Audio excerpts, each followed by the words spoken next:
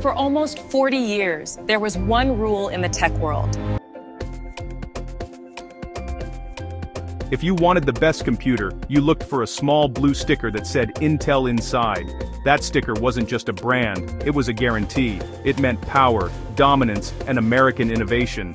Intel didn't just participate in the semiconductor industry, they were the industry. But today, that empire is cracking. The company that once defined Silicon Valley is now fighting for its life. Its stock has plummeted, wiping out billions in value. And perhaps most humiliating of all, while Intel struggles to stay relevant, its rival Nvidia has become the most valuable company on the planet. How did a company with a monopoly on the future get it so wrong? To understand this collapse, we have to look at the three massive strikes that brought the giant to its knees.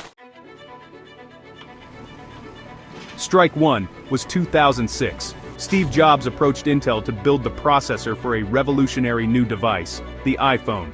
Intel's CEO at the time, Paul Otellini, said no, he didn't see the volume. That single no handed the mobile future to ARM and created the ecosystem that would eventually come back to haunt them. Strike 2 was the manufacturing collapse. You see, for decades, Intel was like a clockwork machine of innovation. But, around 2015, the clock just stopped. While Intel was struggling with those 10-nanometer chips, TSMC raced ahead. This failure is exactly why Apple eventually dumped Intel from the Mac lineup in 2020, proving that Intel's chips were no longer the best. But the third strike, the AI revolution, is perhaps the most painful failure of all. And it wasn't just about hardware, it was a catastrophic failure of vision.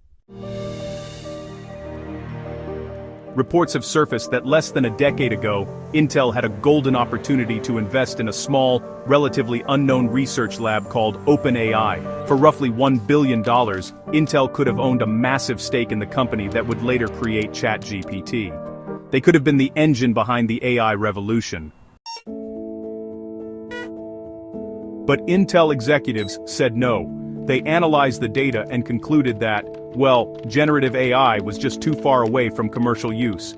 They didn't think it was worth the server space. Instead of betting on the future, Intel doubled down on the past. They kept refining CPUs for laptops and servers, basically ignoring the fact that the world was shifting to massive parallel processing. Meanwhile, Jensen Huang at Nvidia saw this shift coming and bet his entire company on GPUs. Intel, on the other hand, viewed graphics as kind of a side hobby. The result? When the AI boom exploded, the world didn't need Intel's processors, they needed Nvidia's H100s. Intel was left trying to sell AI PCs to consumers who honestly didn't ask for them, while the real money, the data centers training the models, flowed entirely to their competitors. So, where does that leave them today? The company is now led by Pat Gelsinger, who is attempting a massive, risky turnaround called IDM 2.0. He is building massive factories in the US and Europe, hoping to become the foundry for the West. He is betting that geopolitical tension will force companies to build chips outside of Taiwan.